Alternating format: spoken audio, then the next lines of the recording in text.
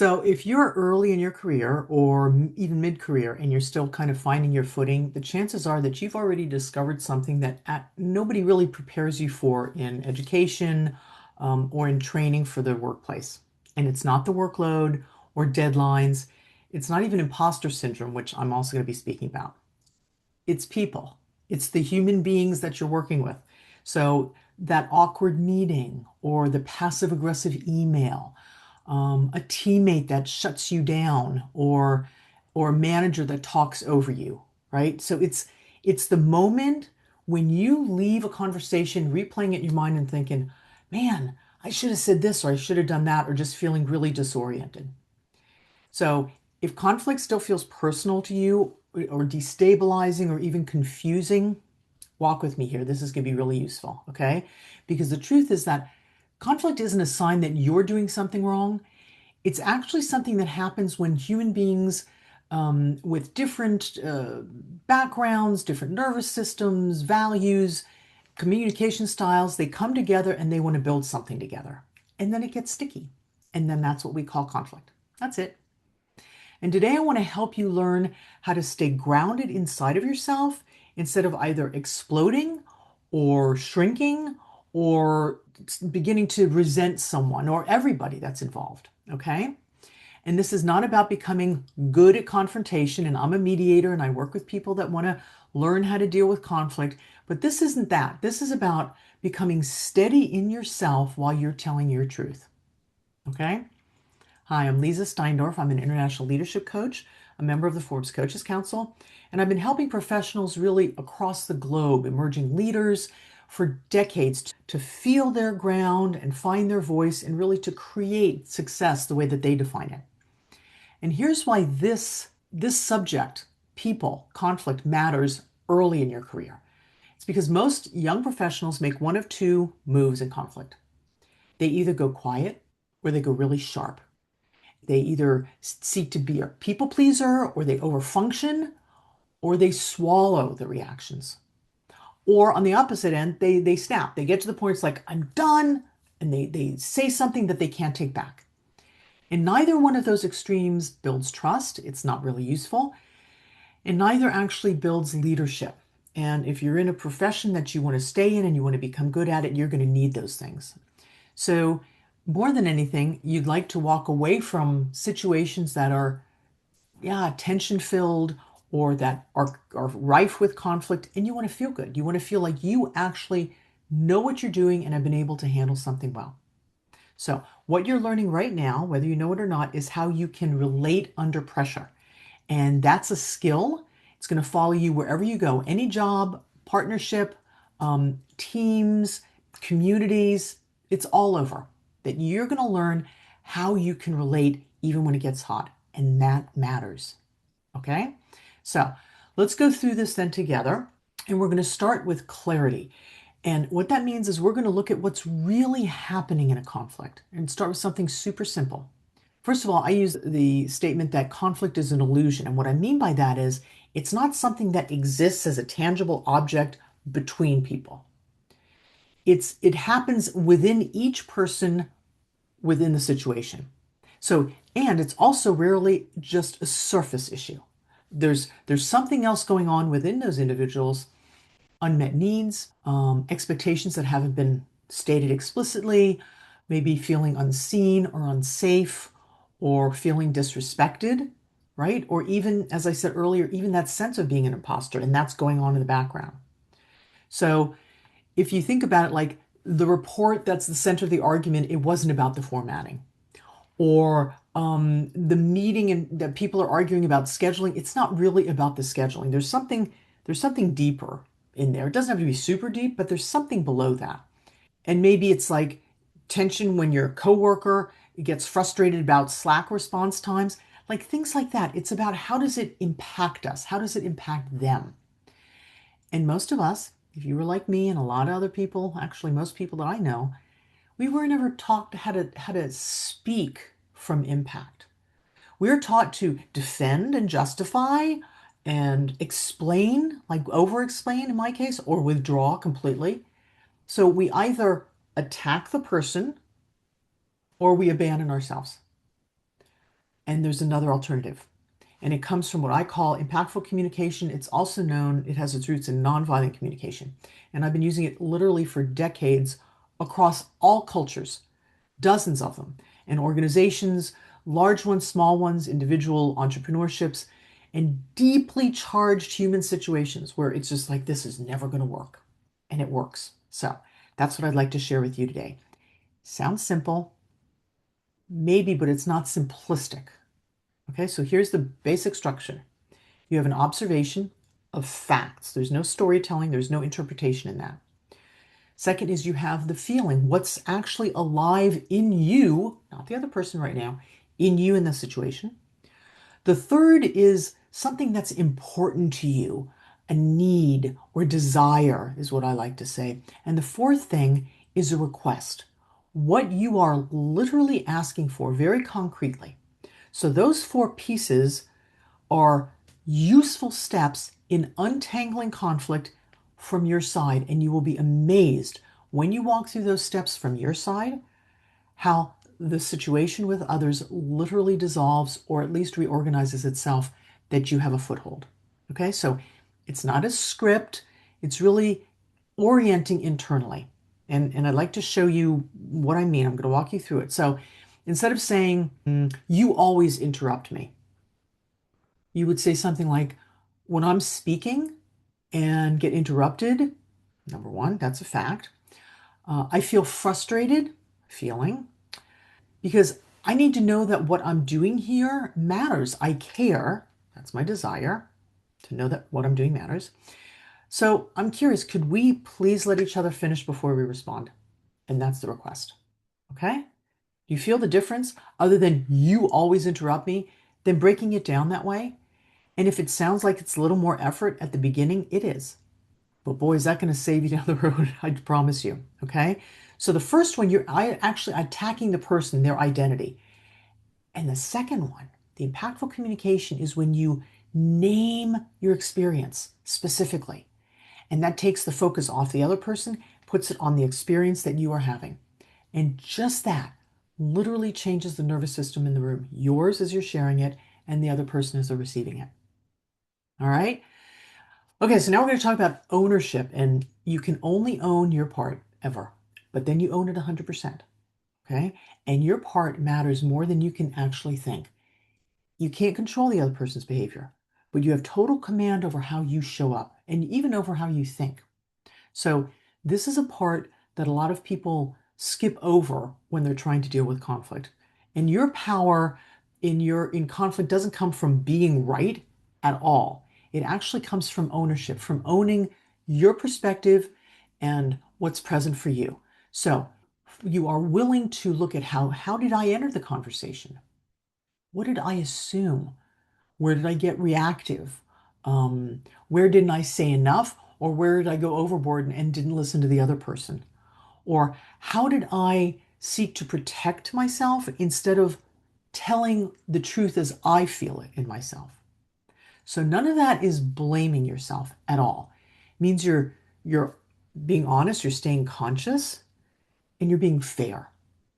Okay? So young professionals often wait for permission to have any boundaries.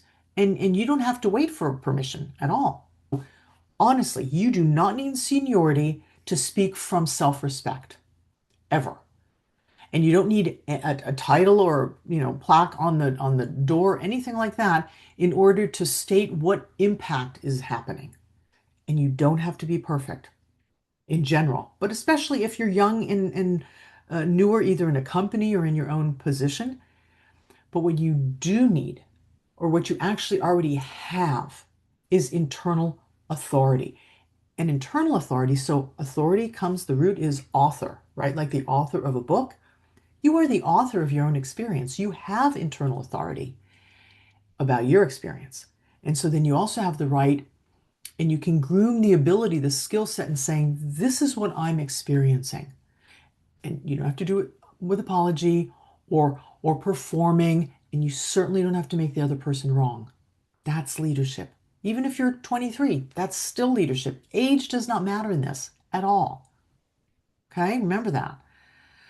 All right, so let's look at resolution. And we're going to look at how to actually have the conversation when it gets tense, when it feels conflictual. Okay, we're going to get really practical because there's a simple way to enter a difficult situation or conversation that doesn't escalate it. All right, so we're going to start with context, not with accusation of making the other person wrong. First of all, we frame it saying something like, hey, can we talk about something that's been sitting with me?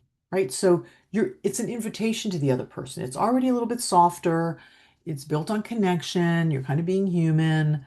All right. And if they say not right now or whatever, then don't do it now. Find another time. But don't give up. Come back again. Okay. And maybe if they feel tense, they may know what's coming down the line. It's like, no, not interested. Ask again when things calm down. Okay. So then you start with the first one, right? Facts. What happened? Just the facts. You're not going to edit them. You're certainly not going to speak them from the other person's perspective. You don't have to use any fancy language. Just simply, I noticed that this happened. And then you name your feeling. And you don't say, I feel attacked or I feel disrespected, because those aren't feelings, right? Those are actually accusations to the other person. And there's something called the feelings wheel. You can find it online. I have it as a document if you're interested. And that helps us define our feelings and identify them because we've gotten super distanced from our own feelings and knowing what's going on. But some that may come up is, when this happened, I felt frustrated, or I'm feeling confused, or I feel discouraged or disconnected. And then the third one is you're going to speak your desire, because this is what is important. Because what matters to me is, and then you state that. So the people know, why are you even bringing this up? And this is where you bring in your value system. You are affirming what you believe in and what's important to you, and they're going to be able to hear that, whether it's clarity or collaboration, solidarity, respect, trust, efficiency, productivity. Okay. And then finally, and this is where a lot of conversations miss so much potential, it's you make a request, and a request is not a demand. Would you be willing to? And then you pose your request. And you are specific, and it's something the other person can do, and it's moving forward. It's not rehashing. You're not trying to control their response. You're standing in your experience and in your truth of the situation. And just that stance literally shifts the dynamic. It is so powerful. I can tell you, I grew up in being conflictual and contesting and banging against doors and stuff, and it was thinking I was being useful. Nothing compared to this kind of real connected communication, impactful communication from my side toward the other. Okay? Sometimes the other person will meet you, sometimes they won't. But first of all, either way, you stay aligned. But the other thing is that this way you have the highest chance that the other person will want to meet you. And literally, what matters more than the outcome is your experience. And this totally up levels your experience when you're in conflict with someone. Okay. All right.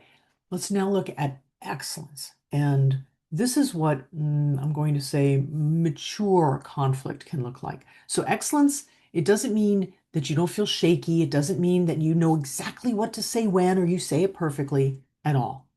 It means you come from your highest and best, and you don't abandon yourself when you come from that place. That means that you may pause before you react and even say, I'd like us to take a break. Let's come back in 5 minutes. You stay curious instead of getting defensive. And that was a hard one for me because, boy, I was so reactive. I just punched right back. When I started thinking, wow, they have a different experience, I'm wondering why. Yes. Listening for what their needs are, for what their needs are, instead of how can I prove my point? Okay.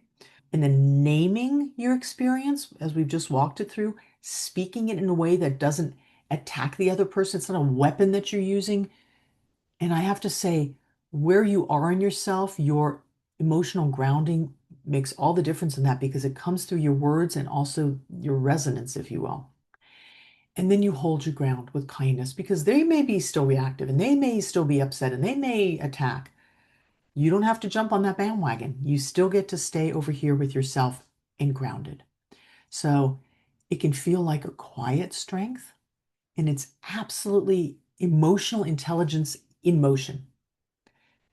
And it's a skill, and it's one that you can learn. And again, I'm just going to say, I've learned it. It was not easy, but it's doable. If I could learn it, literally anybody can. And if you think of it this way, every difficult conversation or tense situation is like a practice field. It's like another uh, exercise that you get to do. So every uncomfortable moment is training you to stay right here and right now and to implement, yeah, these tools if you want to. You're not being punished, you're in training. Okay? So I'd like to give you a mini practice, and we're going to slow this down just a minute. So just even listening to me talk about conflict, just take a breath. Okay?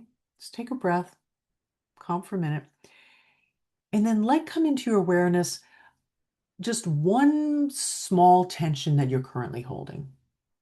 Somebody did something, you heard something, somebody said something to you. Don't take a huge one, just something mild, I'm going to say. And now ask yourself what actually happened. Like, what were the facts of that situation? Where were you standing? What did the room look like? Or where were you located? Where was the other person located? Like, just really factual. What action happened without a narrative. So that's the first part. Just kind of get the facts in your mind, in your heart. Now ask yourself, what am I feeling about it? Like, what's going on for me? Frustration, confusion, anger, sadness, whatever. What's present for you? Okay? Got that? All right. The next thing is, why is this important to you? What is it that you're wanting or needing in the situation that's kind of behind all of it? Can you name that if it hasn't been named? Okay? And then the last thing, and you can stop this video and think about it, right? And then the last thing is, what would I genuinely want as an outcome? What do I want to ask them for? And something that is concrete, specific, that they can also actually give you. And that's it. That's the work. So I'm going to take you through an example. Last Tuesday, we were given as a team the mandate to create the report and deliver it by Friday. Friday morning, I had completed my part, laid it on your desk, and you had said you would complete your part Friday morning and lay it on my desk so we could collate that for Friday afternoon delivery. Those are facts. There's no judgment, no story. I laid my part on your desk. I did not receive your part. And in the afternoon, I had to ask you for it. Okay? Again, those are facts. I feel both frustrated and confused because we made the agreement and I ended up having to come to you and then we were late for the submission. Okay, those are your feelings. And now the third one is, why is this important to you? I value our team, the two of us together, and I want to show up really well in this position and I love this work. This project is important to me. Okay, so now we've given a context of why are you even saying this? And then the fourth thing is the actionable request. Would you agree next time we have a deadline that if you are not going to be able to keep it, you tell me, or that you simply keep it no matter what? Would you be willing to do one of those? And they don't have to, it's not a demand. We're so outcome oriented. It's like, well, what happens if they don't? That's not what we're talking about. What we're talking about is how you can walk through a situation like that in a way that slows it down, de-escalates, lets you stand in your ground and your truth, and gives you the highest chance of an outcome that is going to be conducive to what it is that you want. Okay? All right. So here's something you can try this week, a mini practice to take with you. Just one thing. When there's tensions or when you feel like you're going to respond in a conflict, just ask yourself, am I about to protect myself and defend or express my experience? and expressing your experience, even if you don't do it perfectly in all the 4 steps, if you can start just recognizing that instead of defending, you could express your experience, just the recognition is a huge step. Next step would be to try it out, expressing your experience. Next step possibly is to use these steps to do it in a way that's a little more formal and, or structured, I should say, and really impactful. Okay? And choosing to express your experience is cleaner. It really lands better with the other person when you are not in judgment and accusation. And it builds real credibility with time because people know that they can rely on you. It's so powerful. Okay? So let me leave you with this. You do not have to become tougher to handle conflict. You don't have to be like Teflon. You do have the choice to become more rooted in yourself, more honest and present to your experience, and share that. So you already have everything you need to navigate hard conversations. And it's not because you're a perfect, flawless person, it's because you're human. You have that. And when you learn to stay connected to yourself while you're staying connected to other people, wow, that is so powerful. And that's when your professional life stops feeling like performance. And you are really living then your professional life. Okay? So if you found this helpful, let me know in the comments. Let me know what part landed for you. I really enjoy reading the comments. And if you'd like, tell me what kind of workplace situations you want support with next time. Like, give me feedback and I'm happy to speak to those things, whether it's with managers, boundaries, receiving your own feedback, or something else. I'm here for these conversations. And if you would like to share this video, subscribe to the channel because then you'll find out when others are coming out. And I'd be glad to walk with you, whatever it is that comes up. Thanks for listening.